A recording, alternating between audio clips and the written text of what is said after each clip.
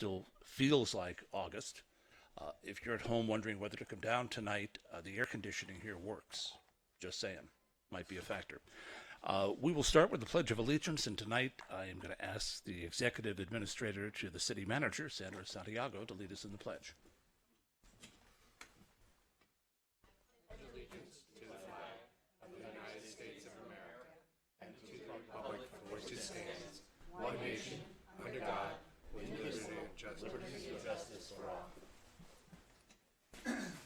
Thank you, Sandra. And if City Clerk Sarah Gorman would please call the roll. Certainly. Mayor Pro Tem Vasquez. Present. Councilmember Davis. Here. Councilmember Himmelrich. Here. Councilmember Winter. Here. Councilmember O'Day. Councilmember O'Connor is not yet present. Mayor McCune. I'm here. That's 6 out of 7. We are expecting a full City Council by the time we get into full swing later tonight. But for now, let's start by calling closed sessions. Closed session, item 1A, public employee evaluation, title of employee, city clerk. Item 1B, conference with legal counsel, existing litigation. Litigation has been initiated formally pursuant to Government Code Section 54956.9D1, Odell et al. V. City of Santa Monica, LA Superior Court, case number BC 526373. Item 1C, conference with legal counsel, anticipated litigation. Anticipate significant exposure to litigation pursuant to Government Code Section 54956.9D2, one case. And item 1D, conference with real property negotiator, property 1548 6th Street and 1437 5th Street, city negotiator Andy Agel, under negotiation, reconveyance of deed restriction and security escrow account, owner of record 1548 LUXE NMS LLC and 14375 MNS LLC. And we have no request to speak. So we'll open and close the public hearing on the closed sessions. Council, tonight we have another baseball team to be acknowledged. It's that time of year. We have some champions that we'll be congratulating when we come back. So let me ask the city attorney, we have a baseball team sitting here waiting for us. Is there a good chance we'll be back at 6:30, or should we advise people we might be a bit late tonight? There's a good chance that you'll be back close to 6:30. We'll shoot for 6:30. If that's a possibility, that's what we'll do. So we are recessed into closed session.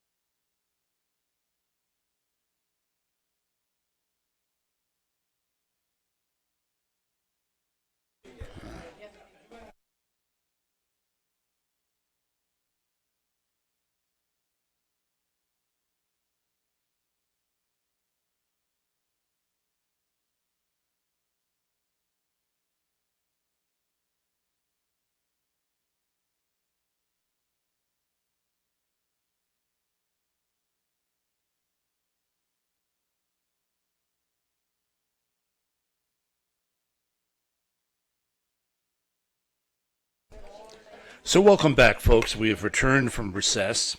Apparently, my announcement earlier that the air conditioning was working at City Hall has brought a large crowd down here tonight. The room is filled up quite nicely. Actually, people don't think of Santa Monica as a sports town. They're wrong. Tonight, we have yet another championship youth baseball team to talk to. But before we do that, we'll turn to the city attorney and ask for a report out from closed session. Thank you, Mayor. In the closed session this evening, the council discussed items listed as 1C and 1D. For lack of time, the council did not discuss item 1A, and I anticipate the council will discuss 1B at your next council meeting. So we did discuss 1C and 1D, and there is nothing to report. Great, thank you. Would the clerk please call item 2A? Item 2A, commendation to Santa Monica Little League 2015 Major Division Champions. Now, I'm no Vin Scully, but I do have a story to tell here. The 2015 Santa Monica Little League Majors Division Tigers, all of whom are aged 10 to 12, had their moments of brilliance during the first half of the season, but they had some injuries, they got a bit inconsistent, and at the end of the first 9 games, their record was 1-2, lost 7. Well, in Santa Monica, that's not the end of the story, because the Tigers responded by winning 5 of their last 7 regular season games, and that late season momentum continued into the playoffs, where the Tigers won a dramatic 12-6 victory to advance to the championship game. Tigers bats responded to the Majors championship game. They raced out to a 10-0 lead and eventually won the game 10-4. That's a big 10-4. When the dust settled, the Tigers had won 9 of their last 12 games, and they won the Majors Division Championship. So they're here tonight, and I'm going to ask representatives from the team to come up as I call your name, because we on the council would love to have our picture taken with you, the champions. We will clap for you now, and then I'll start to call the names. So first of all, for being champions.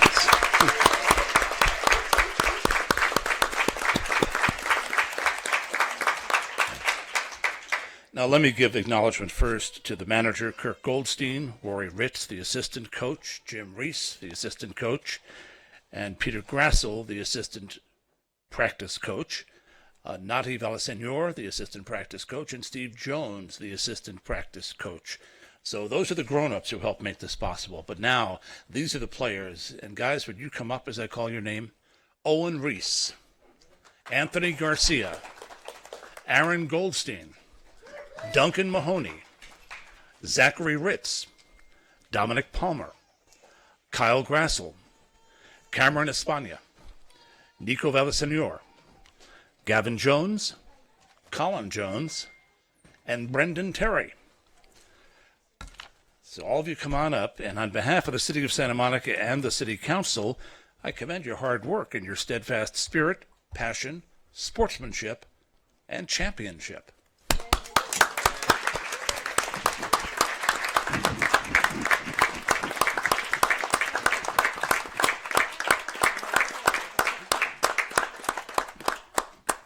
We'll let the parents take pictures. Everybody smile.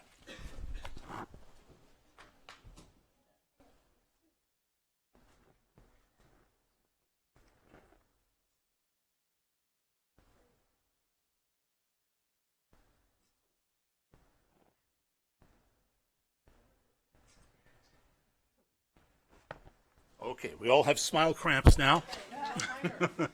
Go Tigers, says Councilmember O'Connor. Congratulations.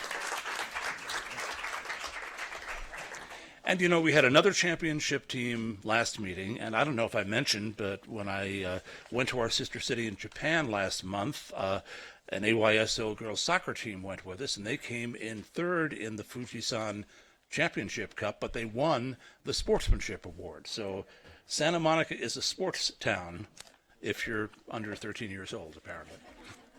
Thank you all for being here.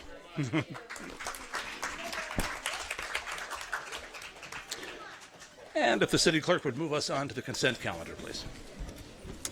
Absolutely. Item 3, consent calendar. All items will be considered and approved in one motion unless removed by a council member for discussion. I'd also like to call roll and announce the respective payment for the meeting as the following.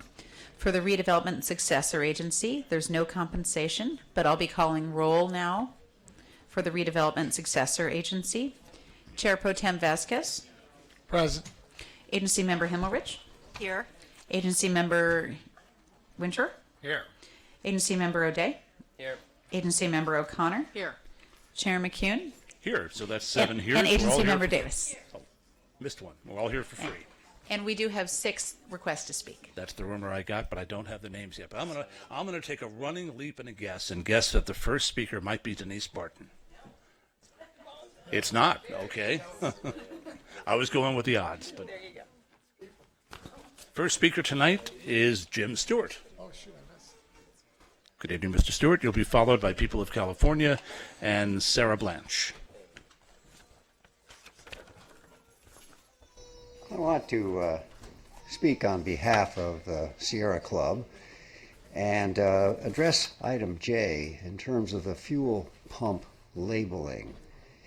And it's actually, I'm very unaccustomed to opposing something that's done by your fabulous staff. I mean, Rick and Dean are obviously some of the most stellar environmentalists we have around. But I really think that maybe this staff report is a little too cautious, and that I'd like to raise a few points in rebuttal about it. First of all, my understanding from having talked with someone in the city government of Berkeley, that they are going ahead with this ordinance and labeling, but they've been kind of slow over the summer, and that it's not stopped in San Francisco, and we'll probably go ahead there. I also want to say that the staff report talks about this issue of legal risk. And the legal risk is little legal risk if the signs present factual and non-controversial info. So I have, and I can distribute this copies of the latest draft from the city of San Francisco, stating simply the U.S. Environmental Protection Agency has determined that burning petroleum fuel contributes to global warming. So it's obviously patterned after the warning on cigarettes, and so clearly we think that that's on good legal ground. And furthermore, we don't anticipate that there would be any significant money or staff time involved in this. Sorry. Thank you, Mr. Stewart. Next speaker is People of California. I'm sorry, Mr. Stewart, I wasn't anticipating a question, but there was one from sure. Councilmember Himmelrich. So, yeah, this is, are you aware of any jurisdiction that has enacted that and there have been challenges or not challenges and it stood or didn't stand? No, the only thing I am aware of is... That was all I wanted. Okay, fine. Thank you very much. Thanks. And the city attorney also is lit in the queue. I don't know if that's left from previously or that's a previous one. So we'll now move on to People of California. Thank you, Mr. Stewart.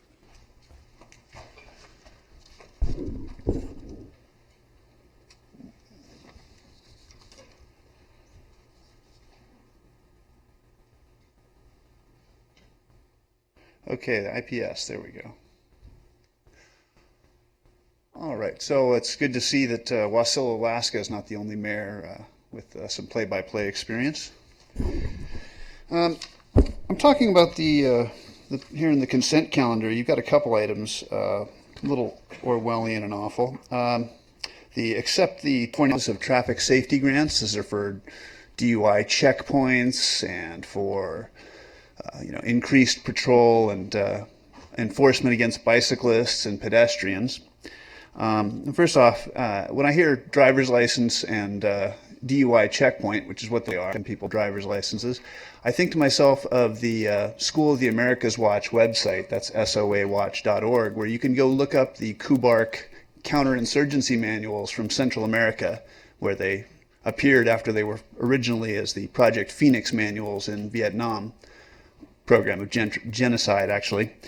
Anyway, one of the things they talk about is the need for passes, internal passes and checkpoints to control targeted populations. And I do see that as sort of the ultimate end game of this, getting people used to the idea that they can be stopped and checked for papers at any point. And of course, there was a great case from Arizona that basically said that's what separates us from a police state. And so I do have a problem with that. Also, the use, first off, the bicycle thing. The biggest problem with bikes is cars pass them too close. The state just passed a law saying you have to give 3 feet. That's about 3 feet too short. Why don't we expand Santa Monica's rule to 6 feet? Something you could do quite easily to improve safety. I was part of the original critical mass ride here in Santa Monica that was harassed and hounded out of town. Now we get the city council aping what it destroyed. I also want to point out the IPS, Environmental Prevention Planning and Implementation Model, since you have a strategic prevention framework grant coming up.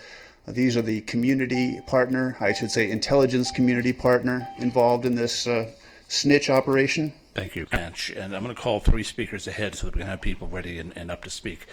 Dana Shared and Lori Ringer will be after Ms. Blanche. You're up. Hi. Good evening, and thank you very much for allowing us to speak tonight. My name is Sarah Blanche, and I am here representing the Institute for Public Strategies, and we direct the West Side Impact Project. And the West Side Impact Project is a county-funded effort to reduce underage drinking in Santa Monica. And we actually have an engaged community coalition, some of whom are here tonight. If we could just have a raise of hands, and some of them are going to be speaking as well. And we have a packet that we've prepared to you that just reviews some of the work that we've been doing, which does include engaging in a partnership with the police department to do a series of high visibility enforcement operations, which we support with media to have a deterrent effect. And we also brought a petition that is enclosed in that packet of Santa Monicans who are concerned about underage drinking and do support City Council in taking action to prevent it. Now, this evening we do have 4 speakers aligned to speak to item 3A, but we are going to follow council protocol. We will definitely have different talking points, including a community member. And the reality is that it's easy to be complacent about underage drinking. But as former Attorney General Kamala Harris said last year, underage drinking, if you really do look at the data societally, it is one of the biggest public health and safety issues of our time. The quantity of the drinking, the frequency of the drinking, the degree to which it's saturated our youth culture. And most communities do struggle with it. And some of what we will reveal tonight is a recent Santa Monica survey. And you'll see that Santa Monica does have its own challenges with it as well. Thank you again for having us tonight. Thank you. Next is Dana Sherrod.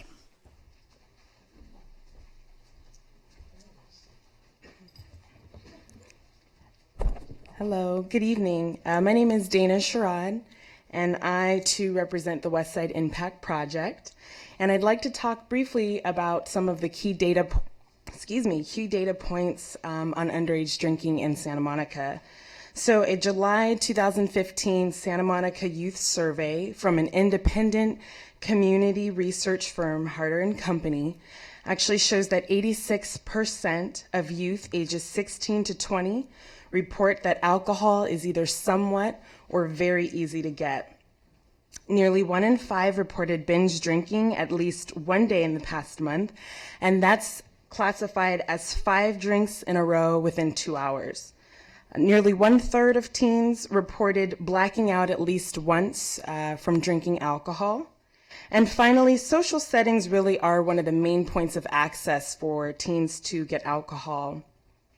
3 in 5 of the teens surveyed reported that they got their alcohol from parties or other gatherings. So essentially the data really just shows us that Santa Monica teens are drinking, and they're drinking considerable amounts, and that alcohol is in fact easy for them to get. So there's more work to be done to lower underage drinking here in Santa Monica, but thankfully there are effective community level strategies that are proven to reduce youth's access and use of alcohol. Thank you. Thank you. Next speaker is Lori Ringer, and she'll be followed by Brenda Simmons. Good evening. You can pull that mic down to you a little bit if you'd like to. Hello, I'm Lori Ringer, and I am the face of the Mothers of Santa Monica. I have lived here for almost 25 years. I've had 2 children through Santa Monica High School. And what I want to say about Impact and everything that they do is they are needed. As having 2 children have gone through Santa Monica, one went through Santa Monica High School, ended up in a drug program, Angels at Risk. That was the wrong answer. That was after the fact. The room was packed, and all the parents, we all had the same thing, the same question. What do we do? How did this happen? Along came Impact. I went to their play last year, and guess what? I got the answer. So my second son, who's at Santa Monica High School, when I said, he says, oh, I lost my da-da-da, and I knew the answer, and I said, oh, that's what the kids all say when, and he went, what? And I learned that from them. So it's about deterrence, and it's about education, and I fully support what they're doing, and I think they're going to save a lot of lives in Santa Monica. Thank you. Our last speaker on the consent calendar is Brenda Simmons. Hi. Good evening. My name is Brenda Simmons, and I'm with the Institute for Public Strategies. And we've actually been working with communities to reduce underage drinking and other substance abuse problems for over 23 years. And we're here tonight because we want to tell you that we take a different approach. We look at the adults in the picture rather than just trying to get the kids to say no. In Santa Monica, like the rest of the nation, house parties are the primary point of access for alcohol for underage youth. And we've talked about the problem.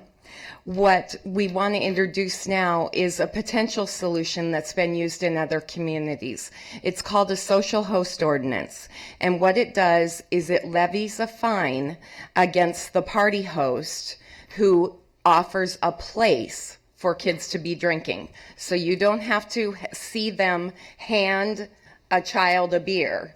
You just have to know there's underage drinking going on their party. So it's on their property. So it's a tool for law enforcement. And over 25 major metropolitan areas in California have social host ordinances, including all of San Diego and Ventura counties. And in Ventura County, ease of access has gone down according to California Healthy Kids surveys.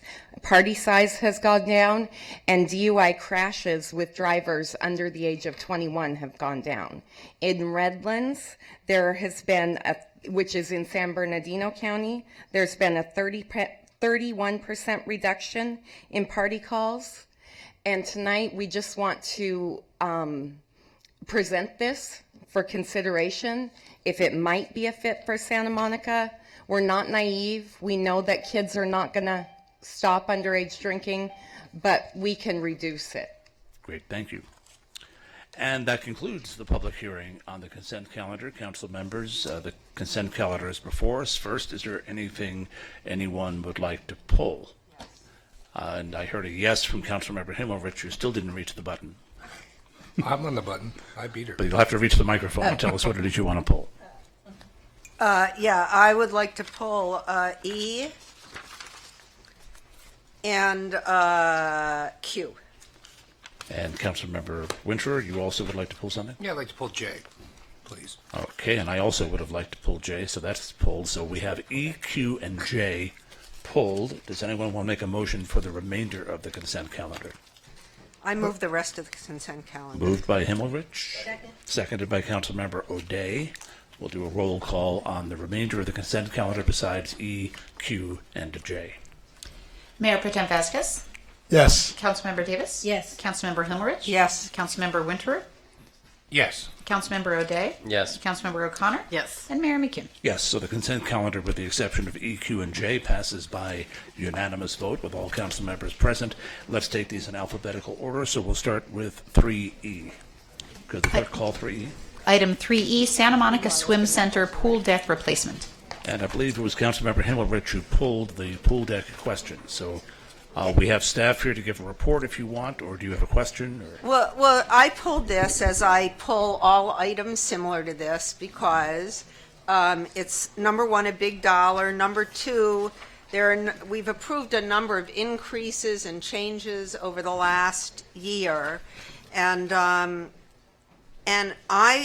want to understand why we are why this happens, and why we just approved something in June and now we're approving something again in September. I'm not clear what you improved in June. This is an RFP that went out for a specific scope of work. We actually put it out once. We got only one response, and we put it out again to try and get a broader response. We called the original people who proposed on it so that we could find out why they didn't propose the first time. And in this instance, the bids also came in higher than we were anticipating. So we also called to find out why that was, and that's in the staff report. So we eliminated a certain amount of scope to bring it within our budget, and that's what's being presented to you here tonight. So if there's a specific question, I'd be happy to answer it. Well, I couldn't be specific because it's right in your staff report. So on June 24th, 2014, we approved $953,000. And then on June 23rd, 2015, we appropriated an additional $400,000 for that scope. So that was an approval then. Yeah. And now I guess we're being asked for how much more exactly? So the initial scope of work was to do just the decks, and then when we got into analyzing the issues at the pool, what also became clear is that the light fixtures were both problematic in that there was water intrusion, but also they're inefficient, and every time they had to be replaced, they're custom, so it was very expensive. So we wanted to go to LED fixtures. Once we got into that, it got into having to take out the plaster. There was also a problem with the tile in the bottom of the pool and the grout in the tile, so it had to be replaced. So that's what the additional money was allotted for. And once we're doing the work and it's shut down for that amount of time, it makes sense to take care of it all so we don't have to do it again for a certain length of time. Thank you for explaining that, and I have to say I have a pool and I know what this is like. It's like the ever-increasing project, but I did want to understand what the increases were, and shall I move it now or wait till the end? Well, Councilmember Winter had a question. No, he's fine. If you want to move it now, I think... So I move item E. Okay, so 3E has been moved by Councilmember Himmelrich, seconded by Councilmember Davis. I see no request to speak further, but it is a money item, so we'll do a roll call. Councilmember O'Connor? Yes. Councilmember O'Day? Yes. Councilmember Winter? Yes. Councilmember Himmelrich? Yes. Councilmember Davis? Yes. Mayor Pro Tem Vasquez? Yes. And Mayor McKim? Yes, so that passes unanimously with all council members present. We have cleared the deck of item 3E, and going down the alphabet, we'll move to 3J. Item 3J, reject fuel pump labeling requirement. Councilmember Winter and I both asked to pull this. I've been in correspondence with a number of people since I first saw this on the agenda, and I'll be honest, I used the word gobsmacked to describe how I felt at seeing that staff was recommending we back out of something that the council decided to do some time ago. I've spoken or written to and written back from the Sierra Club, the City of Berkeley, the San Francisco Board of Supervisors, a lawyer who is the executive director of the Canadian campaign to get climate change warning labels on gas pumps, and the head of the group Beyond the Pump that proposed this in the first place. And what I found is it's still very much alive in San Francisco and Berkeley, and it would disturb me for Santa Monica to be backing out of this multi-jurisdictional effort at this point. Councilmember Winter, you also wanted to pull this. Did you have a similar experience? Or? Yeah, it just seemed to me that, particularly based on the testimony from the gentleman of the Sierra Club, that there would be no harm whatsoever to punt on this for a while and see how things go down in Berkeley and San Francisco, instead of right now saying we're not going to do it, when it's entirely possible that in Berkeley and San Francisco, like our city, they have 25 top 3 priorities, and this is one of the top 3 priorities they haven't gotten around to yet. So I just don't think we need to rush into judgment on this one yet. I mean, there's no harm if we don't take this recommended action tonight, and probably some upside if we delay a little bit and see what happens with other jurisdictions in terms of the possible legal ramifications. And I think it's something we should not make a decision on tonight. Well, I'm prepared to make a motion, but since Mr. Cabani stood and apparently would like to respond, I'd like to give him the option. Sure. I have also been in contact with the cities of staff, my counterparts at the cities of Berkeley and San Francisco, and what I was told very clearly was that these proposals were presented to various advisory groups within the city, and they pushed them towards council, and both of them are indefinitely on hold. And I haven't heard anything to counter that at all. Our recommendation was really to never do this, but we're not recommending that. We didn't bring you an ordinance to go ahead and approve right now because of the potential legal risk from this and the potential upside if you do it, and the cost-benefit analysis, if you will, of how effective this might be at addressing or reducing fuel use versus the cost and time it would take to fight a potential lawsuit if that came up. I want to acknowledge that the Western States Petroleum Association has rattled sabers about what they will do. There's some reasonable question as to whether our putting a label on the gas pumps is really something that they have any serious chance of prevailing on suing us on. But I want to follow up with what you said about the two cities. I corresponded with the chair of the City of Berkeley's Environmental Advisory Commission, who says Berkeley will be looking at an ordinance by the end of this year. And the legislative aide to San Francisco Supervisor John Avalos says they now have 3 co-sponsors on the bill, and it'll be coming to the San Francisco Board of Supervisors by Thanksgiving. So given that, with all respect for staff's efforts on this, the recommendation was that we receive and file the report to not require the labeling of commercial fuel pumps with a climate change message. I'd like to move that we do receive and file, but direct staff to continue the council-approved exploration of gas pump labeling. Second. Councilmember Davis, you wanted to comment? Well, could I make a friendly amendment that they report back to us, since it sounds like the end of the year is a deadline by which both of those other jurisdictions would be doing something, and whether through I don't think it has to be a formal presentation, but Mr. Kripani could do an information item to let us know what in fact happened both in the city of Berkeley and San Francisco. Would it be friendly to your friendly if rather than say by the end of the year, we said by the end of the year or sooner if circumstances warrant? Sure, that's fine. I mean, I guess when I said by the end of the year, I really meant they might wait till December. One of them sounded like by the end of the year, so it could be January. But as soon as circumstances warrant is fine. Okay, but the motion, the intent of the motion is we would stay on the team of cities that are looking at doing this. And I see no further discussion. This is a direction could be done by roll call vote. All in favor? Aye. Any opposed? There are none, so that's approved unanimously by voice vote of the City Council, including the direction to staff to continue the exploration. And that concludes, no it doesn't, we have one more, we went alphabetically. We have 3Q on the consent calendar to discuss. Item 3Q, authorization to reorganize the Community and Government Relations Unit of the City Manager's Office to Office of Communications. Who pulled this? I did. Okay, Councilmember Himmelrich, what do you want to find out? And actually, I thought that I was going to be speaking to the city manager about it because we had discussed it previously at some point and discussed adding 2 positions, so I was sort of surprised to see an additional 5 positions.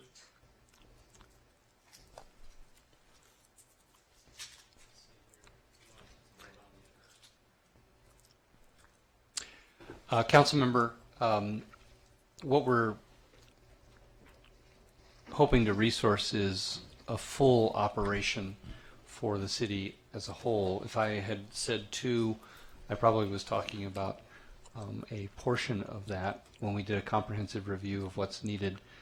It's really 4 full-time, I think, and 1 as needed. I'd like to put on the record, simply because it's the first time I've had a chance to weigh in on an issue that the council has devoted significant amount of attention to. I strongly support the council's effort to regularize genuine full-time ongoing positions as genuine full-time staff. And we took a look at this. Graphic needs come and go.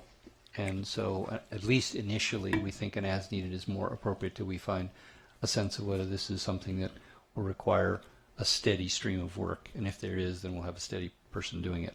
But that was not your question. I realize your question was, if we could get by with 2, why would we need 5? And the question, again, first time for me to address this publicly. As the council knows, and as those who've had a chance to speak with me out in the community know, I believe very strongly, based upon the 2 months that I have spent here, in pretty intensive familiarizing myself with our city operations. I've been uniformly impressed by the high quality of our operations across the board. One area where I think we have not been strong, and it's something the council identified as early as a couple of years ago, and led to a somewhat infamous hiring decision that continues to be of public note. We need to do a better job on communication.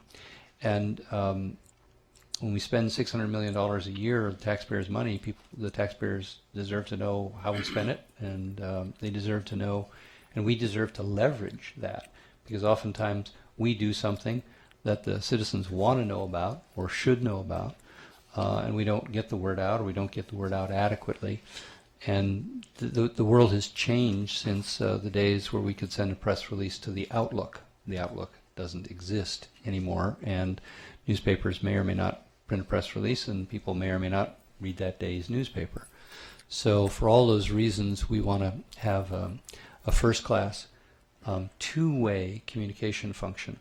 And in today's world, given that we have $1 million ongoing operation in our television channel, which predates all of the people around this table, and that we have a changing landscape, and we have a full-service city, we really think there's an opportunity to do this right, and the staffing plan that I'm presenting you tonight is the way to do it right. We really want to be in much better communication with the very diverse audience. Some people are we have to deal with younger audiences. We have to deal with people who speak other languages. We have to deal with people who have disabilities.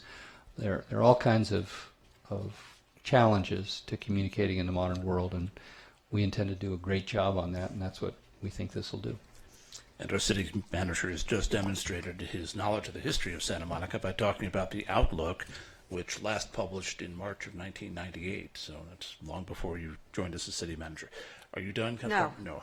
Of course not. Because Councilmember Davis also wishes to speak. So just one follow-up. So was there a model in terms of the structure of this that you were looking at when you described these positions? And I'm just curious, to go from not 0 to 5, or whatever number it is, to 5, I'm curious how we decided what our need was.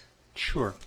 I think I'm a former president of the City County Communications and Marketing Association, a national organization that focuses on communication.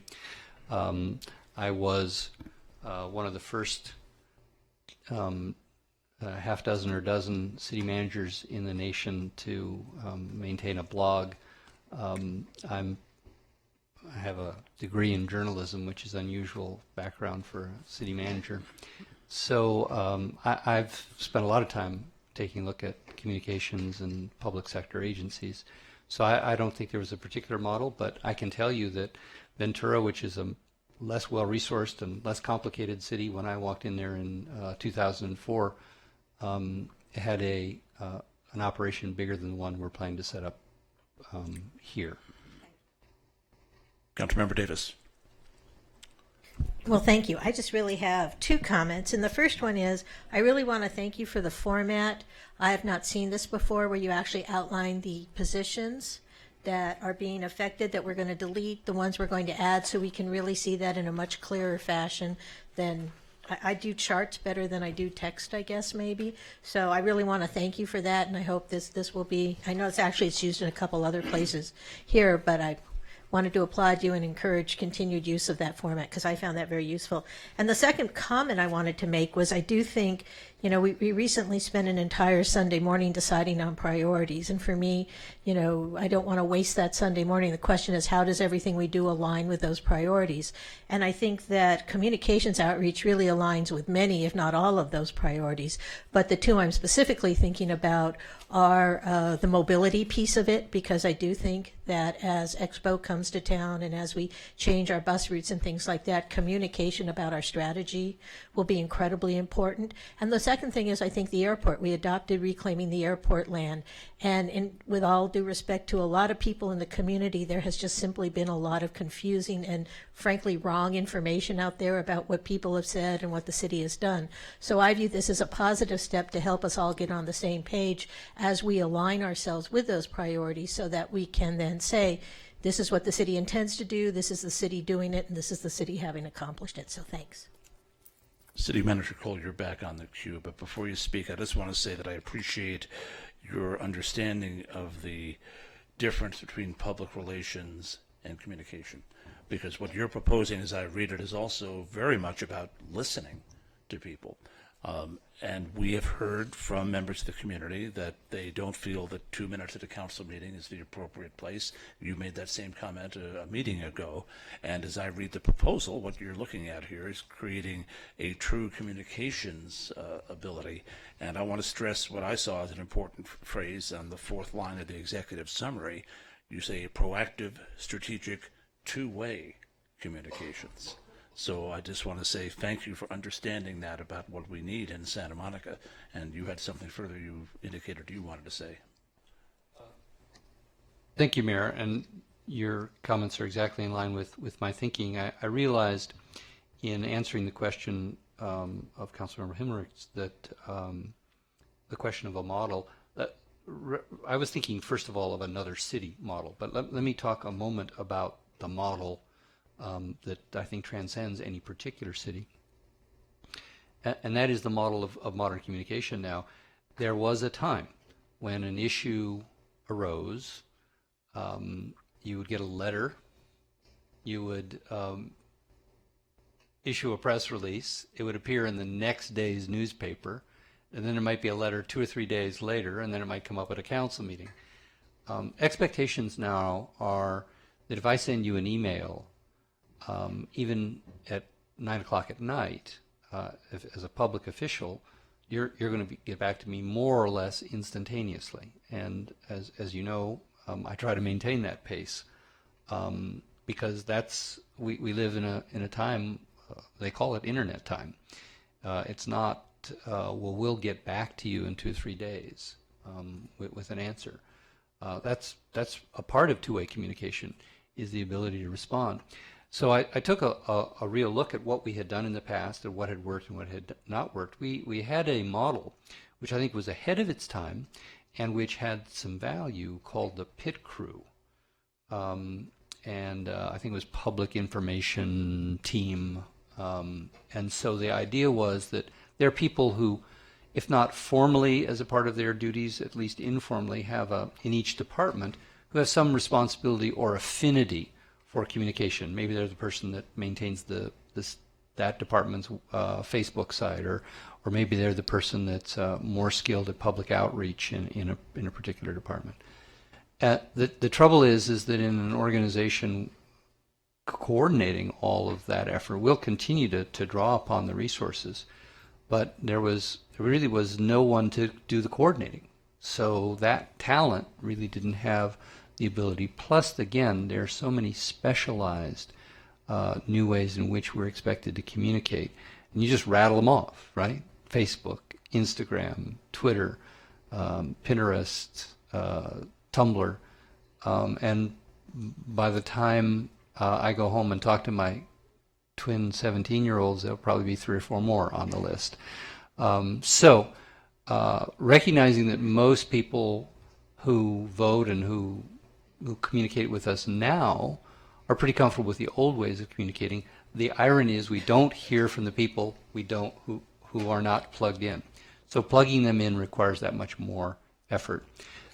So we're going to make, I think, very creative use, not just, again, of public relations, but rather the kind of engagement that Councilmember Davis was talking about. We really are going to stress partnerships, and that means active, continuous, two-way dialogue with our residents and our business customers and our visitors, who really are what the lifeblood of this community is about.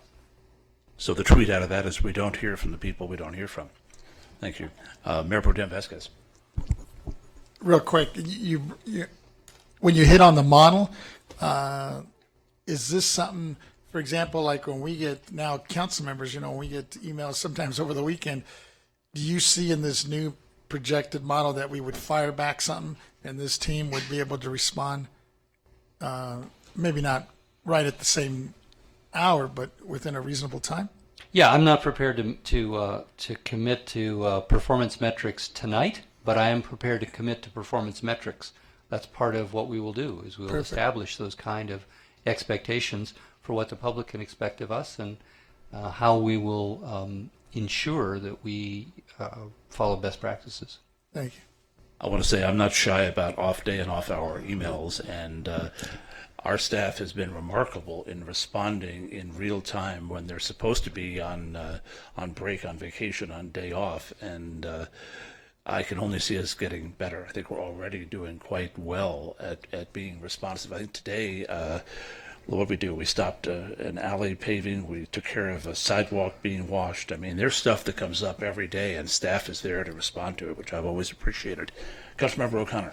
Right, and that leads to, what's the appropriate work-life balance for people who are working, and what are those types of things? As you noted, the ones you noted were things that there was some physical activity taking place that needed some attention or some response. That's going to get a highest level priority, immediate response. But we have to be careful about setting up an expectation that one can't respond to every inquiry about everything at the moment, just because you do have internet access and email, etc. So I assume, as you said, the performance metrics will also be somewhat hierarchical in terms of the types of information that will be available, both pushing out and then the ability to respond to, because we don't want to set up an expectation that you send an email to the city and you will get a response like that, a personal response like that, when that would be, frankly, physically impossible to do.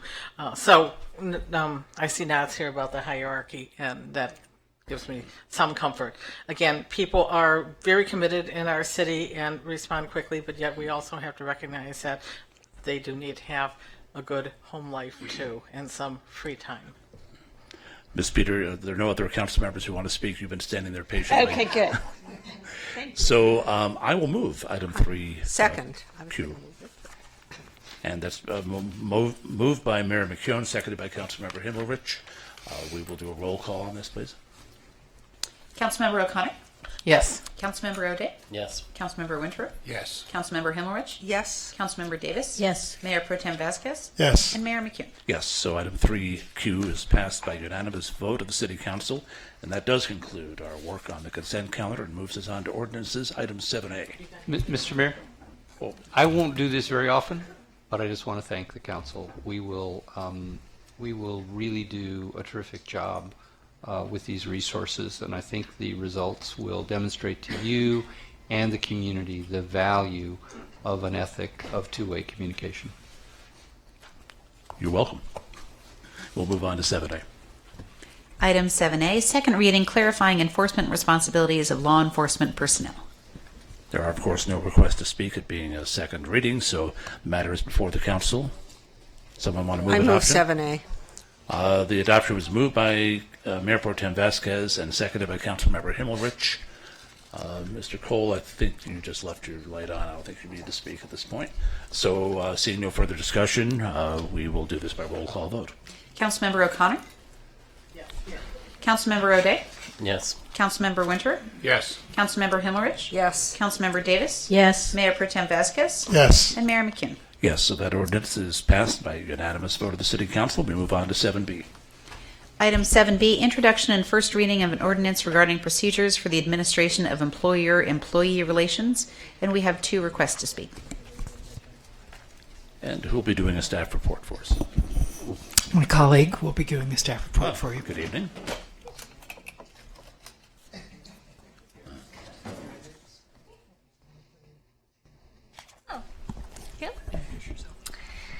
Good evening, Mayor, Council members. My name's Meishia Yang with the City Attorney's Office. First, I wanted to apologize that I neglected to attach a copy of Ordinance 801 to the staff report, but copies have been provided to Council in the Add To packet, and there are also additional copies with the City Clerk that are available to members of the public. So, the Myers-Mills-Brown Act, also known as the MMBA, is the state law that governs public sector employer-employee labor relations. The MMBA authorizes the city to adopt local rules and regulations to administer its labor relations, such as procedures for how to recognize unions, union elections, and how to resolve negotiation disputes. So the city adopted its local rules in 1969 through ordinance number 801. That ordinance has not been codified into the municipal code, and the rules have not changed since then. So as you can imagine, a lot has changed in labor relations law since 1969, which has prompted the proposed ordinance before you tonight. To prepare this ordinance, we've reviewed the MMBA, the regulations and the administrative decisions that were passed by the Public Employment Relations Board and California court decisions. We've also looked at model rules that were recommended by Lieber Cassidy Whitmore, which is our outside legal counsel that specializes in public sector employment and labor relations law. So the proposed ordinance is essentially a legal update. It would repeal Ordinance 801 and add local rules into the municipal code as Chapter 2.05, where it can be more readily accessible to everyone. And in terms of the main updates, we've removed provisions that are duplicative of state law or are no longer legally valid or that are more appropriately covered in our negotiated collective bargaining agreements. We've clarified the procedures for submitting petitions for union recognition, elections, appeals, and impasse proceedings. And we have also notified all of our bargaining units of the proposed ordinance, and there are no objections from our employee groups. And that concludes my staff report. Thank you. Ms. Yang, is that the first time you've carried a full staff report before the council? I believe I've done a shorter one back in 2009. It's the first one since I've been mayor, so I just wanted to say welcome and congratulations. Thank you. The matter will be before the council in a moment, but I see no questions, so first we'll go to the public, open the public hearing. Our first speaker is Jerry Rubin, and our second will be Denise Barton. Mr. Rubin on item 7B. Thank you very, very much, Mayor McCone, council members, city staff. Well, I read the report, and gosh, it's pretty rough if you're not an attorney, but the only question I was going to ask is, did the employee groups sign off on this? And apparently they did, so it sounds good to me. It's good.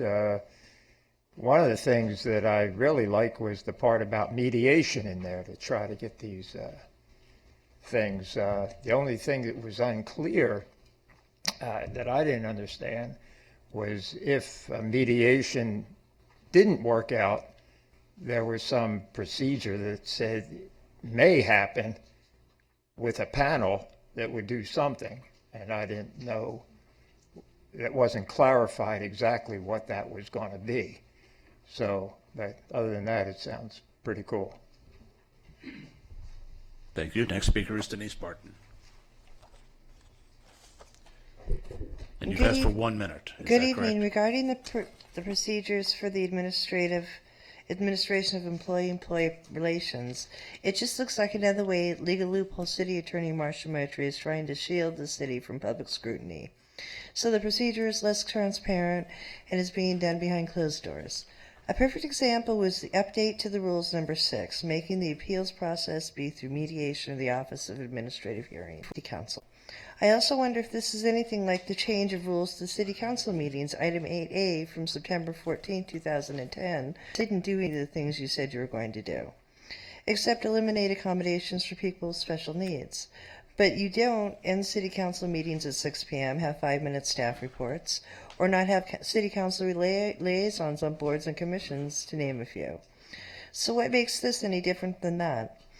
Can anyone really trust what the city or legal loophole city marshal Moultrie, who's presently caught up in a conspiracy with others of you, says it's going to do?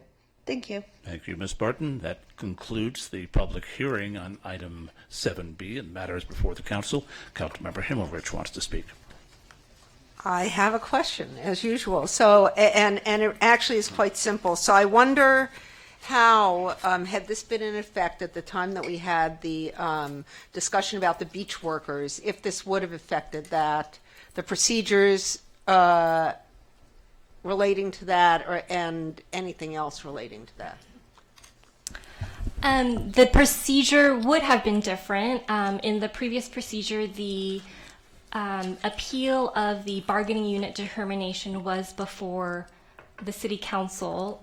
We amended that, and it is now at the option of the challenging employee organization. They can bring it before a mediator, and oftentimes in these situations, we usually go to the state conciliation and mediation service, the state agency that handles these types of public labor relations matters. And if the mediation does not resolve the dispute, then there's an opportunity for an additional appeal to the Office of Administrative Hearings, which we often use in the city for various types of administrative hearings in the city, and that would be heard before an administrative law judge. So that would be before a single administrative law judge, is that right? Correct. And if we wanted to retain jurisdiction of that in the city council, that would be within our purview. That is currently not set forth in this proposed ordinance. But over the years, how many appeals have we had to the city council? That was the only one. So it wouldn't be a terrible burden for us to hold on to hearing the appeals ourselves? In the sense that we've only had one in how many years? 20? Oh, that's 1969, right? Correct. So it's even longer. Yeah. So 45 years there's been one appeal. So what's the rationale of putting it in front of the Office of Administrative Hearings? I think part of it is because we believe that an administrative law judge or the state conciliation and mediation service, who has extensive experience in public labor relations law, would be able to deliberate through the issues. They do have expertise, right? The other consideration would seem to me to be that there might be advantages to all concerned to take appeals out of the political realm. I'm sure that if city employees have a concern about your policy, they're going to tell you whether or not their appeal runs to you, as is their right. But in a situation where what you're making is a determination about how the law applies to a set of circumstances, it might be better to do that out of the political realm. But I think Michelle answered your question, Councilmember, which was, could you decide to retain that? Could you ask for a modification of this law to retain it? Yes, you could do that. Are you done? If you don't want to make a recommendation. I was gonna move the staff recommendation with the exception that appeals should mediation fail be to the city council and not to the Office of Administrative Hearings. And I'm not hearing a second on that, and I'll explain my silence, which is I agree with what the city attorney said about the politicization of these decisions. That one appeal we had since 1969, while we did the right thing for the right reasons, played out in a very political environment, which I don't think helped us do the right thing for the right reasons. And it might be better to keep it out of that political realm and keep it in the realm of the law. So I can't support your motion, and I will instead move the staff recommendation. Second. So that's moved by McKeown, seconded by Councilmember Davis. Is there discussion on that? Councilmember Himmelrich, you're still on the queue. I disagree with what you're saying. The reason I disagree with what you're saying is because I do not believe that those beach workers and that the entire issue of as needed employees would have been brought to light in the way it was without the process we went through with those particular workers. Well, I will respond. I don't think that the decision on the beach workers was exactly what this ordinance addresses. This addresses the organization of a bargaining unit. In that circumstance, we addressed the issue of the beach workers by doing the right thing, which in that case, as it happened, was not to establish the bargaining unit. So I'm not sure that makes the case for why we would want these to be political decisions. I think we made the right choice for the right reasons, and we want to continue having those choices made by people who are not buffeted, as we inevitably are, by political forces, because we're all standing for election every couple of years. Mayor Pro Tem Vasquez. But you're raising a question now. Moving forward, if we move with this recommendation, I guess maybe this is more of a legal question. There's nothing stopping us from amending this or tweaking it down the road if we think this cripples us or handcuffs us, right? No, council is of course able to amend this ordinance in the future. So we have a motion on the floor, and Councilmember Winter, are you reaching forward to vote or to speak? To speak. Yeah, I was just going to say I understand Councilmember Himmel's concerns, but I agree with the mayor that that with the beach workers, there are two things before us: is whether or not we're going to bring as-needed workers into the fold as full-time employees. And unless I'm misunderstanding this proposed legislation in front of us, that decision would not have been changed by anything that's in this ordinance. We still would have had that ability as to determine how we hire people under what classifications. This would just have impacted the decision about who would have been the bargaining group for that organization. And if I recollect correctly, we actually did not choose to recognize the bargaining group for those beach workers, and it still all worked out. So I'm not so concerned about there being an appeal process, and I agree with the mayor that that process was heavily politicized, and it was, not, I think we should, very clear to me in the light of recent events, we should steer away from being involved politically in any sort of labor decisions of that nature. So on a motion by Mayor McKeown, seconded by Councilmember Davis to adopt the staff recommendation, we'll do a roll call vote.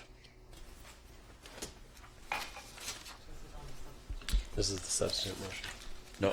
No. No, She the didn't get a substitute motion second. failed to get a First second, motion and therefore there was no substitute motion. So this is the main motion. This is the main motion which I made, which is to adopt the staff recommendation, Yours is the main. seconded by Councilmember Davis. Got it. That's the main motion. Mayor Pro Tem Vasquez. Yes. Councilmember Davis. Yes. Councilmember Himmelrich. Yes. Councilmember Winter. Yes. Councilmember O'Day. Yes. Councilmember O'Connor. Yes. And Mayor McKeon. Yes, so that passes unanimously. That's the first reading, of course. It will come back to us. Unanimous vote of the council, and we move on to item 8A.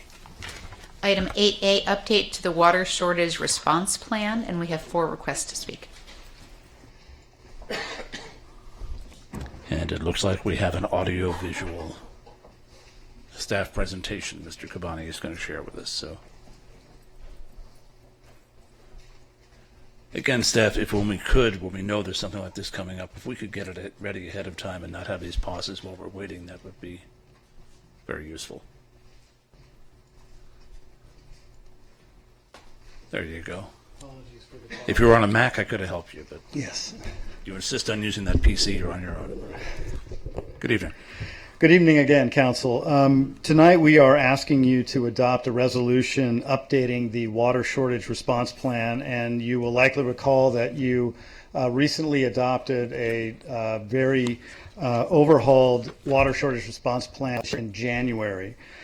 Before I get into the specific changes that we're recommending tonight, I wanted to bring your attention to the conservation efforts and successes that have been going on in Santa Monica to date. The state of California this spring required all water agencies to meet certain water use reduction targets. Between the period of June 2015 and February 2016, the target that was assigned to the city of Santa Monica was a 20% reduction over that period.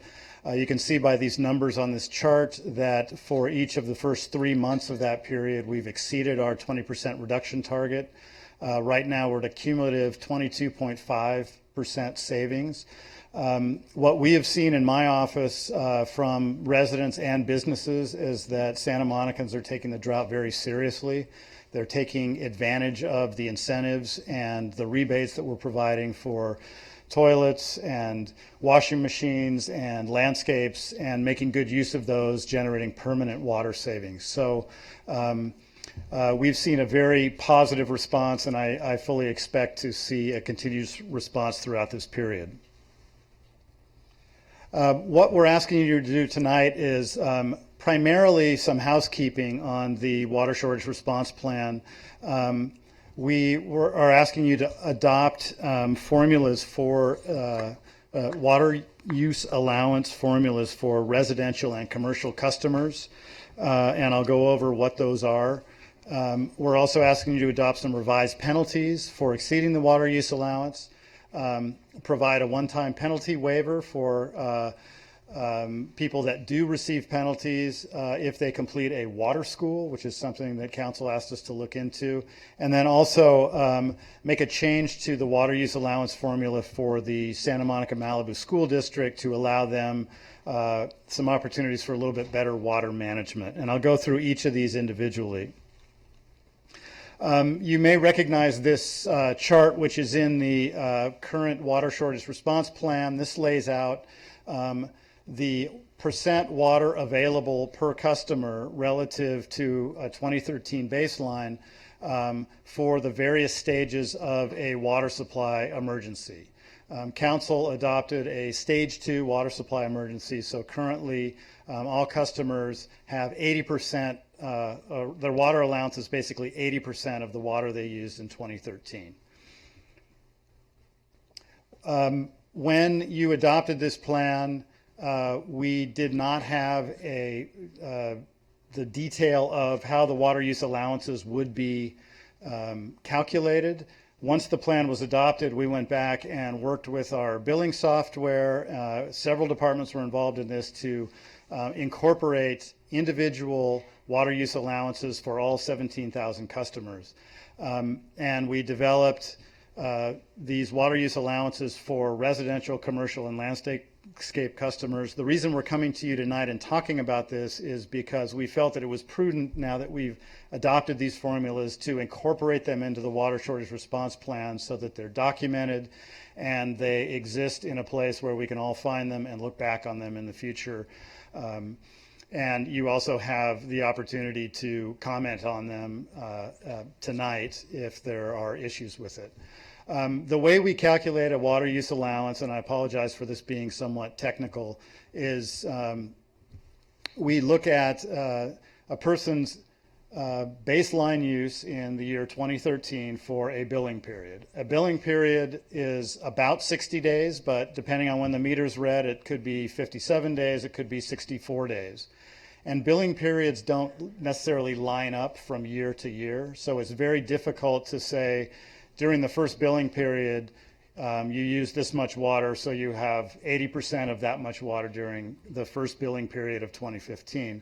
We actually had to calculate an average daily baseline in 2013. Then we multiply that by the water allowance, this 80% factor for stage 2, for each residential customer, and that is the residential water use allowance. You may remember that in the water shortage response plan that you adopted in January, we also have instituted residential conservation thresholds. So this is to recognize people that are already done a lot to save water. For a single family residence that uses less than 2,200 cubic feet of water per billing period, or if you're in a multifamily building, it's 1,100 cubic feet per unit in that building. If you're using less water than that, you're not required to reduce your use anymore. So your residential water use allowance is either 80% of your baseline amount or the residential threshold, whichever is higher. The commercial and landscape water use allowances are essentially calculated the same way. However, there is no threshold for businesses or for landscapes. They're all required to meet a 20% reduction in their water use from their 2013 baseline. The third point we're asking you to adopt here is a change in the penalty structure. When you initially adopted penalties in January, the penalty was $10 for every 100 cubic feet, 748 gallons of water, over the allowance, up to a maximum of $1,000. The intent behind this structure was that this penalty structure would be incorporated into the billing system, and the penalties would be automatically issued with a customer's bill. So every exceedance would generate a penalty of a certain amount.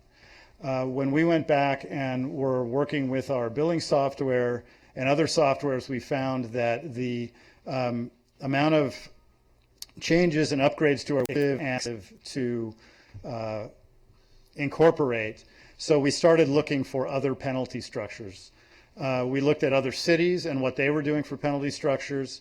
We had input from residents who were contacting our office who were concerned about these automatic penalties for even minor exceedances. And we got input from our water advisory group and others about changing the penalty structures. We also spoke with the city attorney's office, and they provided us with advice. And what the recommendation came down to was let's move back to the same penalty structure that we have for all of our other administrative citations, which are, they're not linked to, they're to just a violation, and they're a flat rate for first, second, and third violation. You can see them here on the screen. These penalties will not be automatically issued for any exceedance. These penalties will be manually issued by the enforcement staff in my office. We will use these as one of several tools to control exceptional water waste and to meet or exceed our water conservation goals, but we're going to focus on the most significant water wasters.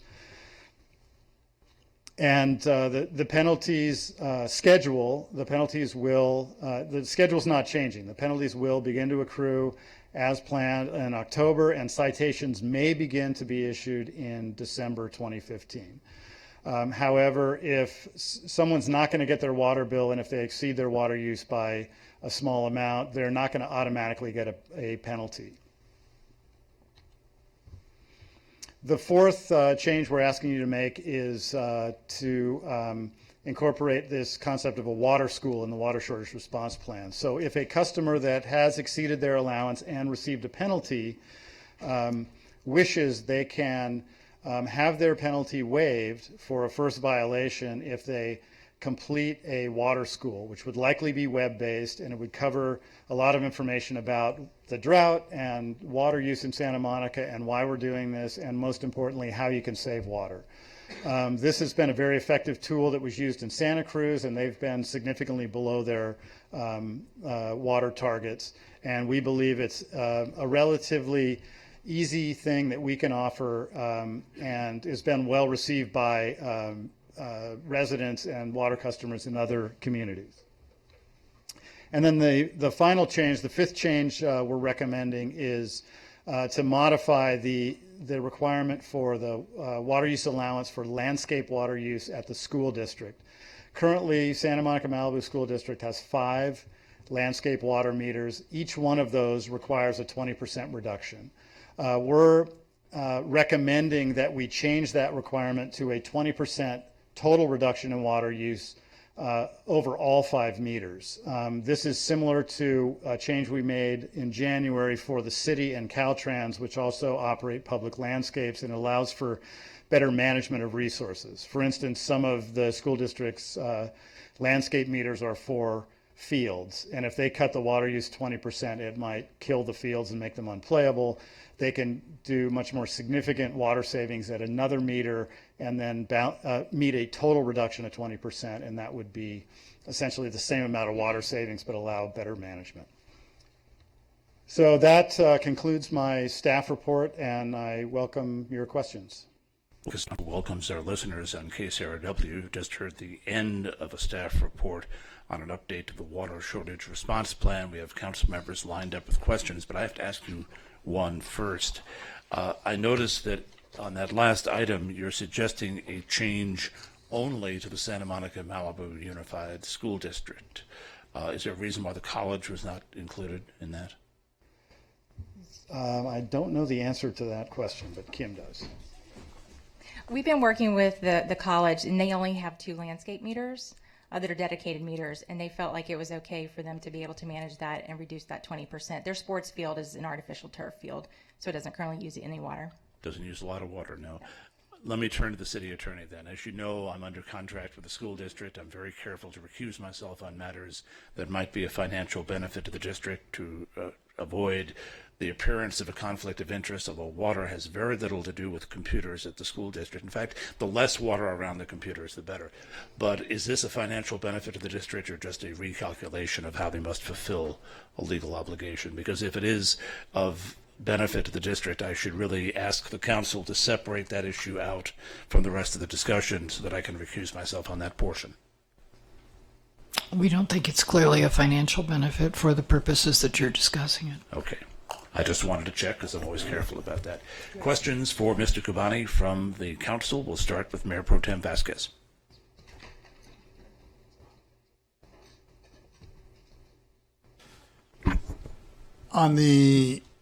Since we started this, I guess it's now been a few months. Yes. What fines have we imposed, if any, on some of both residential and commercial? No fines have been imposed to date. Just been warnings up to this point? Not even for water use. No. Or misuse, I guess, or overuse, I should say. When we adopted this in January, the timeline for rollout was that the fines would begin accruing in October.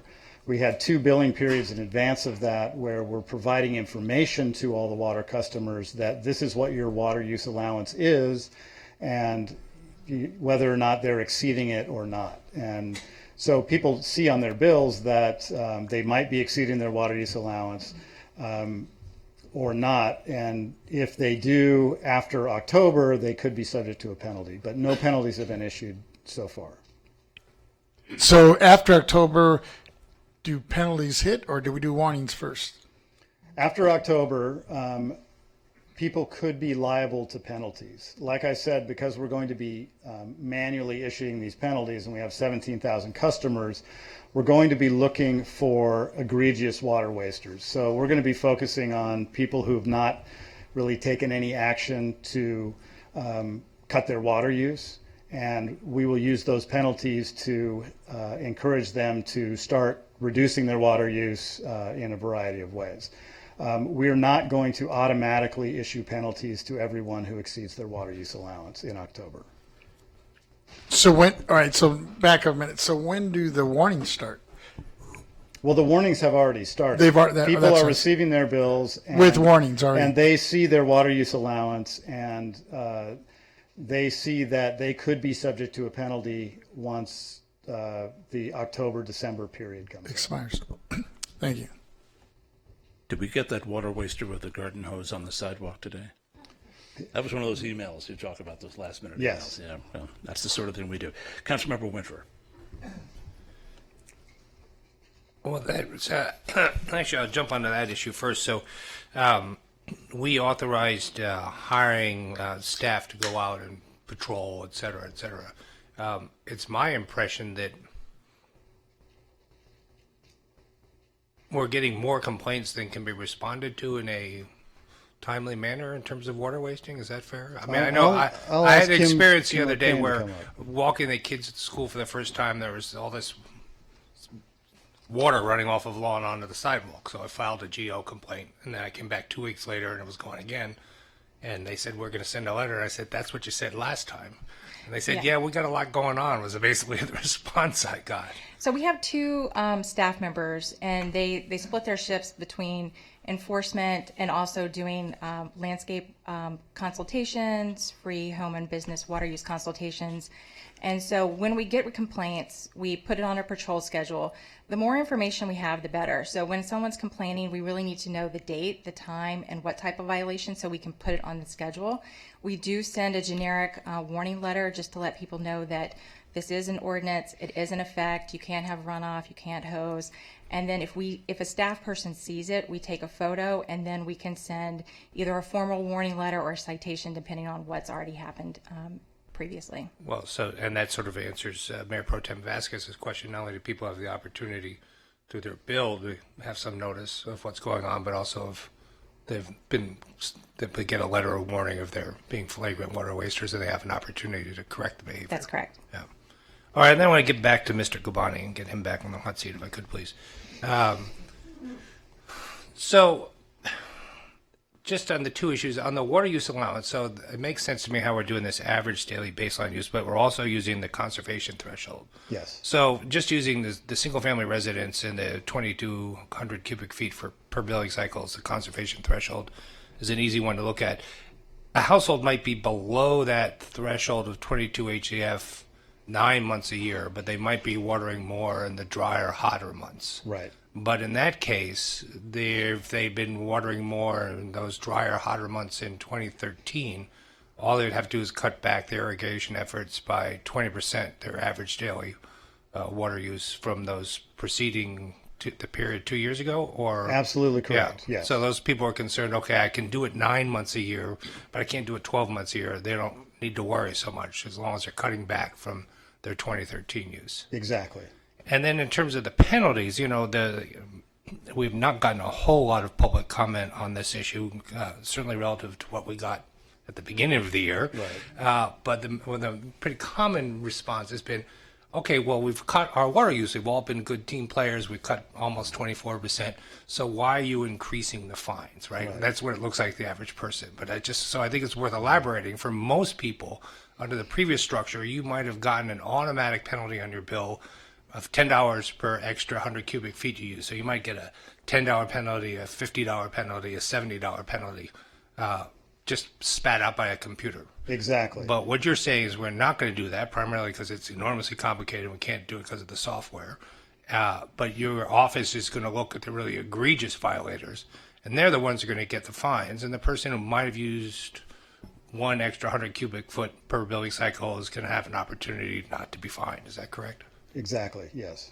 All right, great. Thank you very much. Councilmember Davis.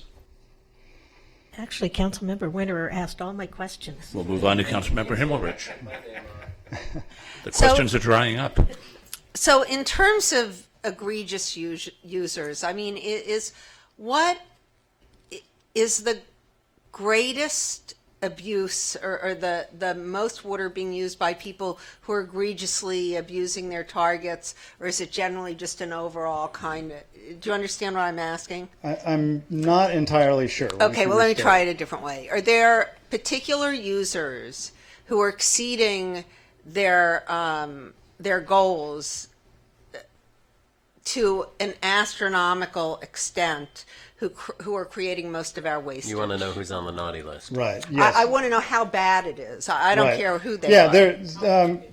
There are users in all different categories. We tend to look at the top 100 users in the residential side and the commercial side, and the top 100 users use a lot of water.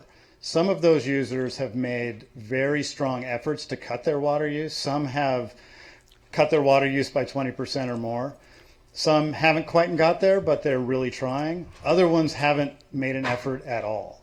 So in that top 100 list, the users that haven't made any effort are likely the ones that we're going to use this tool of a penalty to try and help convince that they should be conserving more water. And have we otherwise reached out to those folks? Yes, and we've proactively gone out to the top 100 users on the various lists and the different categories, contacted them, offered them water audits and assistance, told them about our incentive programs and things like that. And in many cases, we've been invited into their houses and we've been asked, how can I, help, make these changes and cut water down? And we've had a lot of success with that. But what I'm wondering is whether there are people, if the predominant reason that people aren't doing anything at all is because they don't care about money or they just don't care. Right. I don't. Yes, I guess that's what I'm asking. I mean, why do you think that there are some people who aren't responding at all? There are some people, again, that don't. Their water bill is a drop in the bucket, pun intended. Or they don't pay their water bill, or they never see it. They may not live at the property all the time. We do have already in the water shortage response plan some additional tools to help encourage those people to do things. One of the tools is if someone exceeds their water use allowance 3 times, we can require them to go out and have an engineering firm do a water audit of their property, and they have to submit that to us. And then based on that water audit, we can help them take some actions to reduce their water. Also, if they exceed their water use allowance 7 times, the Public Works Director has the authority to install a flow restrictor on their property. So those showers won't be quite as great as they were before. Exactly. Yeah, gotcha. Yeah, because I can imagine that there are people like that, and I imagine they're hard to reach and hard to convince that they ought to do anything. Yes. So thank you very much. Sure. And in our enforcement toolbox, we have water school, but we don't have water boarding, do we? No. We'll see if maybe we get to that point. Let's open the public hearing on this. There are no more requests for questions from the council, and let's hear from members of the public on the water response plan, starting with Jerry Rubin, followed by Denise Barton, and People of California. Mr. Rubin. Well, thank you again, Mayor McKeown, council members, city staff. I really have to put out a lot of praise to Dean Cabani and his staff, and to the city in general. Even before there was a drought, the city is doing great work to try to get low flush toilets and real sustainable things, and that commitment. And whether there's a drought or not, or whether we're lucky enough that the drought ends, well, I think we should continue this. That water school is a really creative idea. I mean, we've all heard of driving schools. I kind of visualized it as at a venue, but I hear it's going to be web-based. And, you know, one thing I just want to bring up, you know, this is a personal thing. We always hear, hey, don't take any showers longer than 5 minutes. Do you know 5 minutes is 2.5 times longer than I have allocated to speak to the city council? Can you imagine how long that is? If the clock was ticking now, it shouldn't be longer than a minute. And everyone should start putting that out in people's consciousness, because I think people say, hey, they're okay with 5 minutes. I've only gone 4.5 minutes with the water running. It's a ton of water. Anyhow, I just want to really thank the city for doing this, and for all of our commitment to environmentalism and sustainability. And for the people that aren't doing it, get it in gear.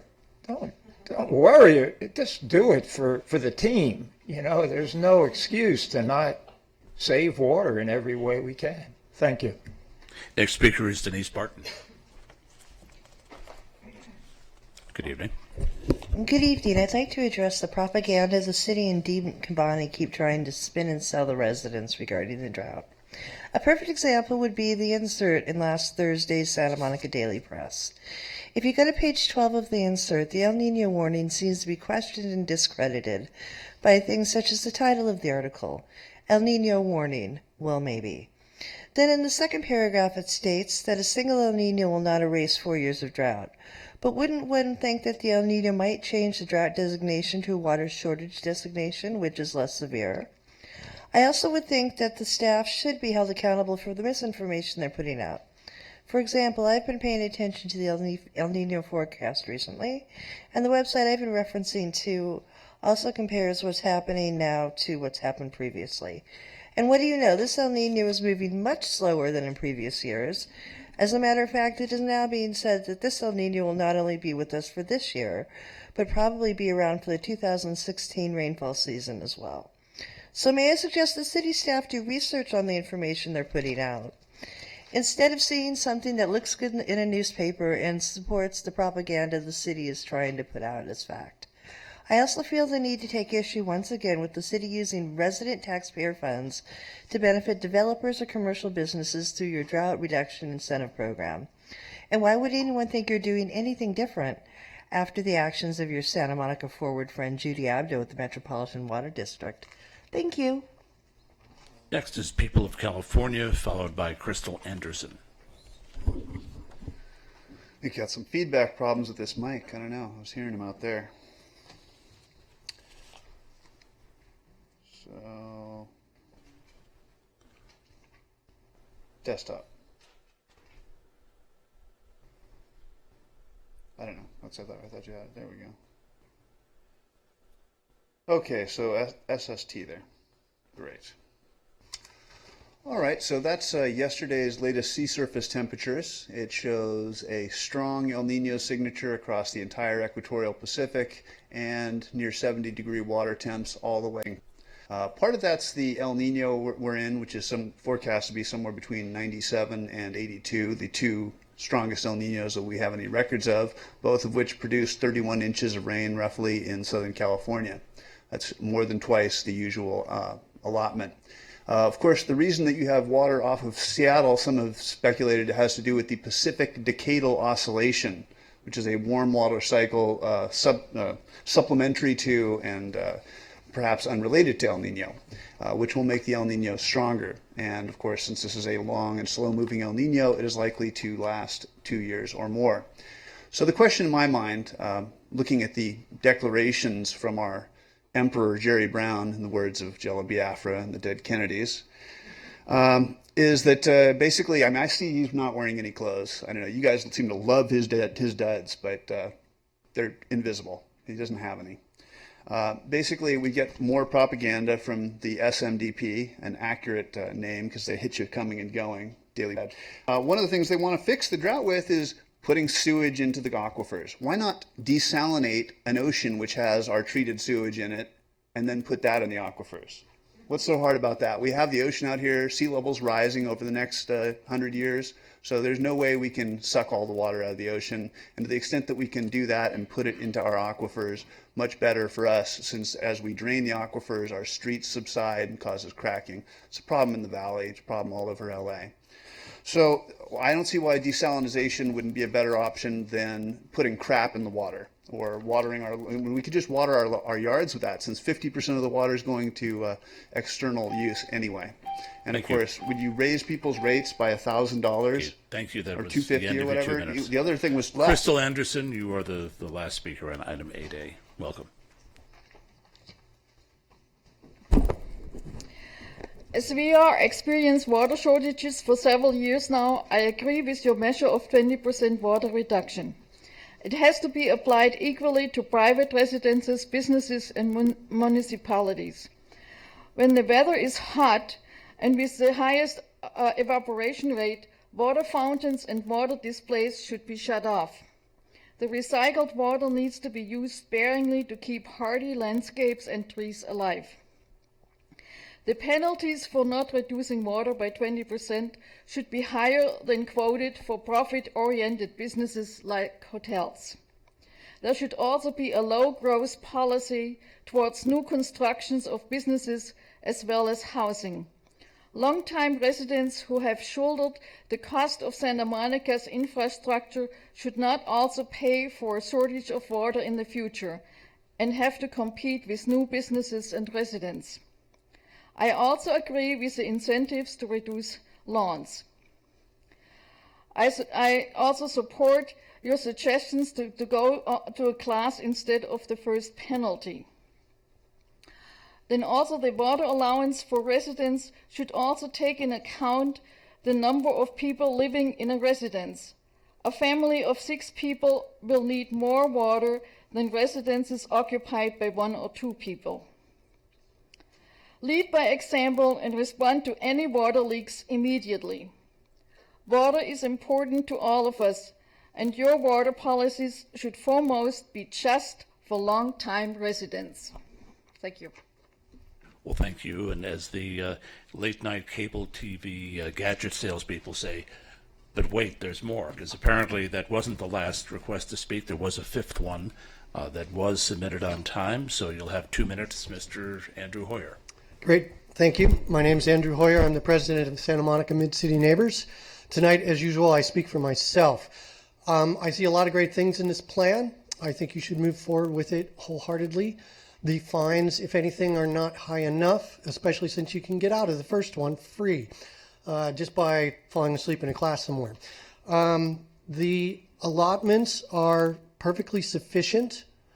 I have managed to stay under the 14 HCF Tier 1 in the last month, July, even though I have a garden. So these goals are achievable by the normal households. A few other comments I'd like to make is, let's not get caught up in El Nino. It will take several years of El Ninos, and the water has to fall in the right locations in California for it to truly make a difference.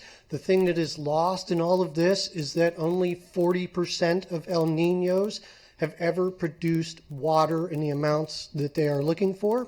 So even though we've had El Ninos in the past 10 years, they did not bring us any water. So don't get fooled by that. We can't count on any of that. Desalination is a fool's errand as well. It is much better to clean reclaimed water. In fact, we do that already in this state, right down here, just south of the airport. They clean water to a drinking ability, but they know people won't drink toilet to tap water. So they use it to recharge the aquifers, and then we pull water out. That's a very important function because it keeps the salt water from coming into our aquifer as well. There are a lot of environmental problems with desalination that do not occur with water reclamation. So desalination, no. Water reclamation, yes. And that's all I have. Thank you. You didn't bring any updated garden photos this time. No time. Councilmember Himmelrich has a question for you. Oh, yes. Actually, it was for the city attorney. Oh, good. Well, then we'll direct that question to the city attorney. Am I correct that $1,000 is the maximum under state law we're allowed to penalize? If you just wait a second, if your question was for staff, I should announce that closes the public hearing on item 8A. We do have a format we have to follow by law. Now, if you have a question for staff, Councilmember Himmelrich, go ahead. I'm sorry. Yes. So I'm going to move the staff report. And I want to say that I thought it was a great report. I thought that it was super informative. I don't think that there were many details people could be looking for that weren't in it.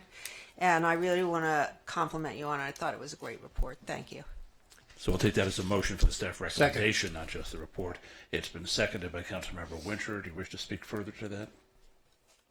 I do wish to ask Mr. Kabadi a quick question before I move on to deliberation. I think that could be arranged. So my recollection is that earlier in the year when we wrestled with all this, you suggested you would come back to us at some time this year with strategy for water neutrality standards and new development. So I'm wondering if that's coming to us. That is coming on November 10th. That council meeting is when we've agendized that. Great. Thank you very much. Councilmember O'Day.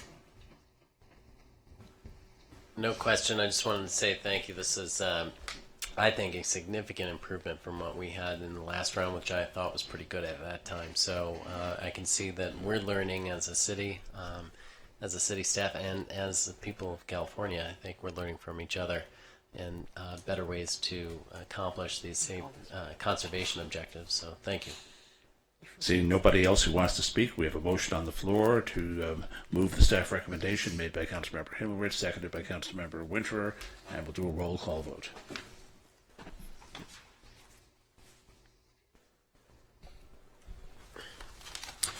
Councilmember O'Connor? Yes. Councilmember O'Day? Yes. Councilmember Winterer? Yes. Councilmember Himmelrich? Yes. Councilmember Davis? Yes. Mayor Pro Tem Vasquez? Yes. And Mayor McHugh. Yes, so that passes unanimously with all council members present. It moves us quite a bit forward. We don't have any 9, 10, 11, or 12 items. We move on to the 13 items. We'll start with 13A, if the clerk would call that. Item 13A, appointment to one unscheduled vacancy on the Clean Beaches Ocean Parcel Tax Citizens Oversight Committee for a term ending on 12/31/16, and we have no request to speak. So we will entertain nominations for that position. Any council members have one? I'll nominate William. I'm try to pronounce his last name correctly. Kairala. Kairala, perhaps. Yeah. Any other nominations? Seeing none, I'll ask if we want to make a move by acclamation. We do. So all in favor? Aye. Aye. Any opposed? There are none. So Mr. Kairala is appointed by acclamation to the Clean Beaches and Ocean Parcel Tax Citizens Oversight Committee. On item 13B, if the clerk would call that, though, we have a staff request to hold off, but we should call it first and then announce that we're not going to do it. Item 13B, appointment to one unscheduled vacancy on the Social Services Commission for a term ending on 6/30/2018, and we have no request to speak. However, we did get a notice from Human Services staff requesting a continuance of the appointment. There's now enough membership on the commission that it's able to meet. It's able to meet quorum. They would like to meet twice and discuss the future of the commission and then have us look at making appointments. So is the council okay with going ahead with that request and postponing this? So Everybody's saying sure. Sure. So I don't even know if we need a motion not to do anything, but just we might as well do a voice vote. So I'll ask that we do a voice vote to postpone this appointment. All in favor? Aye. Any opposed? Seeing none, unanimous, and we can move on to 13C. Item 13C, recommendation to accept Amy Oxoconis' resignation from the Housing Commission and authorize the city clerk to publish the vacancy. And we have no request to speak. So it's before the council. So moved. moved. Motion. Moved by Councilmember Himmelrich, seconded by Councilmember Davis. And we can do this on a roll call vote. All in favor? Aye. Aye. Any opposed? There are none, so that resignation is accepted unanimously by vote of the City Council. And we'll go to 13D.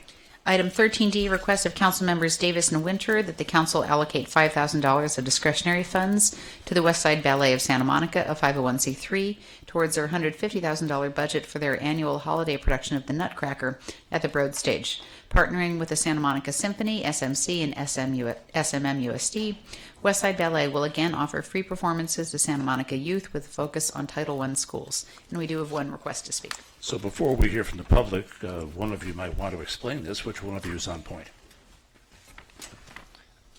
Since Councilmember Davis has now jumped in the fray, I will. I think it's fairly self-explanatory. We've done this in the past. I happen to know that a lot of school kids have benefited from the opportunity to see this performance during the holidays, and I should note that to the credit of the organizers of the event, that they, once again this year, have reduced the amount of money they was asked from us. So they're doing a good job of finding outside funding sources so that our $5,000 is a very nominal amount of their budget, and ideally going forward they will not need our help whatsoever. And if I may ask, the focus on Title I schools means that the city money will assist young people who otherwise would have been unable to afford to participate in this to be part of it. Councilmember Davis, you want to add something? Well, that's exactly what I was going to add, that this is an opportunity for students who might not otherwise have the opportunity to be exposed to a staged ballet to actually see ballet. And I know over the last year or so that they've been doing this, they've actually had a number of students begin their various ballet programs around the city as a result of being inspired by seeing the Nutcracker. So I think it is definitely a promotion of the arts within our community. And Council, we have one speaker on the issue of ballet. She's asked for 1 minute, and that is Denise Barton.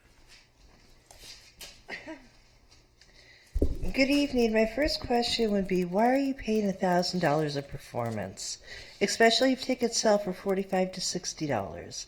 And how interesting is it that an unsuspecting customer who thought the performance was not up to the advertised standard couldn't get a refund?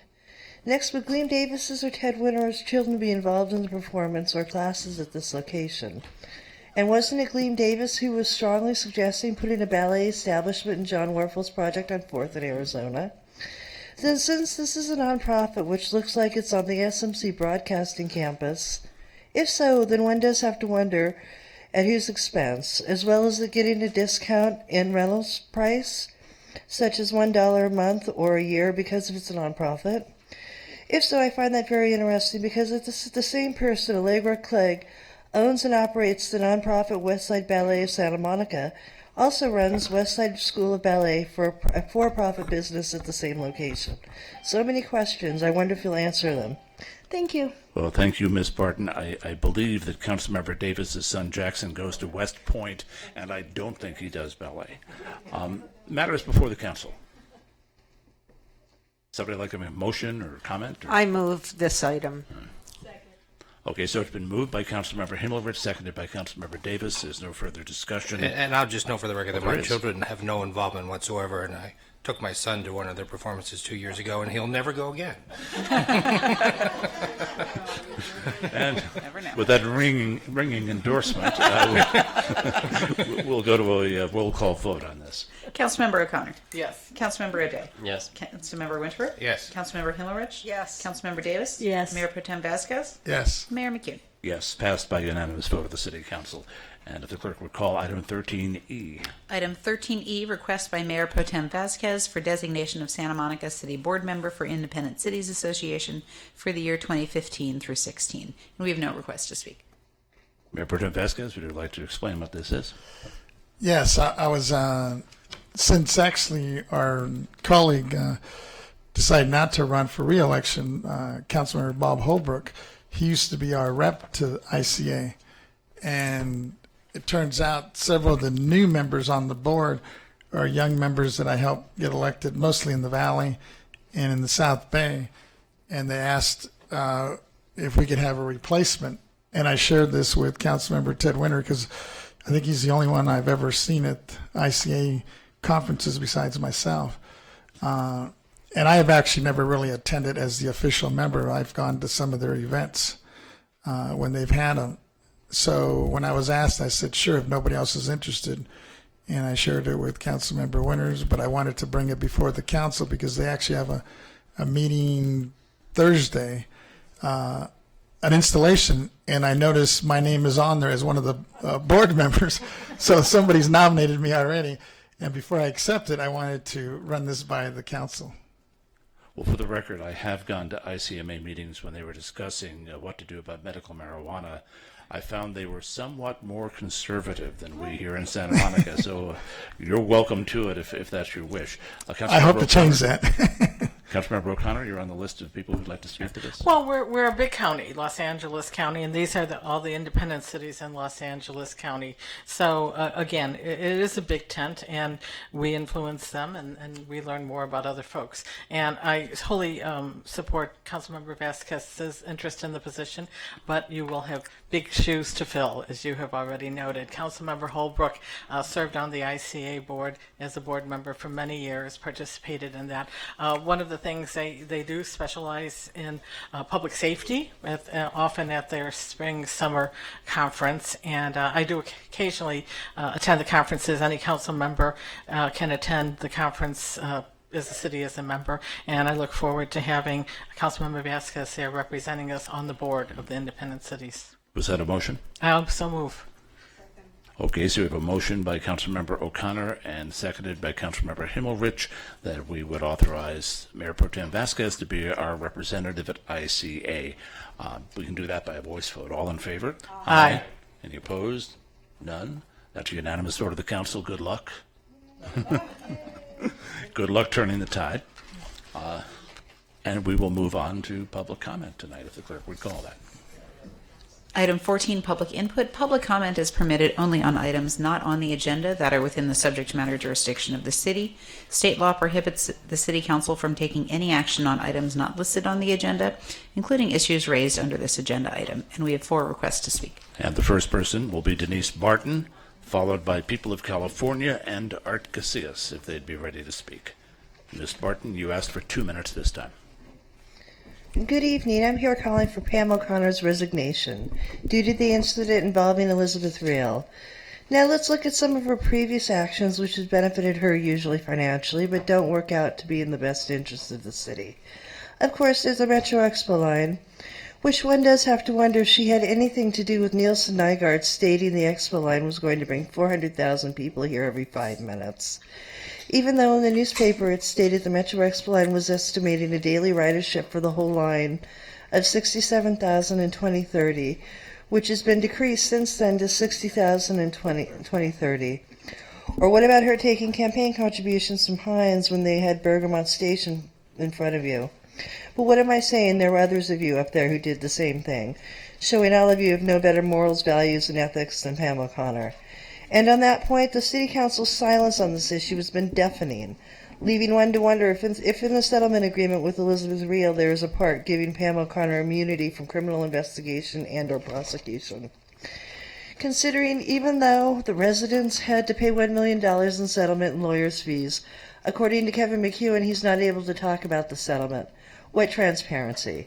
I'm being sarcastic because it's actually secrecy. And one does have to and does anyone have a problem with Kevin McEwen's neutrality in this situation? Or would he be picking and choosing, considering his actions with Oscar De La Torre in the PYFC's budget hearing? More to come on this subject.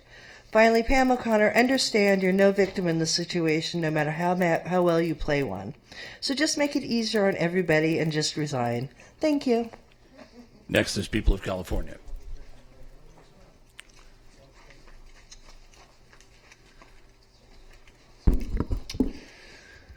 Okay, so we got a picture up there, right? Beautiful. There we go. So there we have our city council as it stands for the moment. I notice we have Terry O'Day, the Charlie McCarthy to Mayor O'Connor's Edgar Bergen. Picture. I can't see where her hand is. But in any event, I must say I was a little unhappy with Bill Bauer's column yesterday. He says, oh, you know, recalls are just so hard. You know, I'm guessing at his age, getting out of bed's hard too. You know, it's not impossible. Okay. In fact, it's pretty easy because if you've got 6,000 votes, you've got less than 10% support in your city. And that means you are vulnerable to recall. You have high negatives, low positives. You know, the best amongst you who in that last election was Kevin McEwen, and he won with less votes than the airport lost with. So obviously there were a bunch of LC people who were like, no, I ain't voting for him. And a bunch of Prop D, opponents who were like, no, not quite, not going there. And seeing as, he's married to those issues as hard as the rest of you guys, I can't imagine why, except that some people were like, enough. And now I'm sure after a couple months of Mayor McEwen, they're feeling the same way. In any event, my guess is that a recall campaign would be very easy to start and finish. It takes, like 10,000 signatures or less. And once you're on the ballot, then it's 50% plus one, whether you stay on the job or not. And so I would suggest that Mayor McEwen maybe will leave in place, but I would suggest Terry O'Day, Gleam Davis, and O'Connor all be removed from office. Certainly, O'Connor, may be called for a special prosecutor for her involvement in the real case if that's a violation of the city charter, and that would be actually being neutral. Mayor would be appointing a special prosecutor or asking the state attorney general to do so.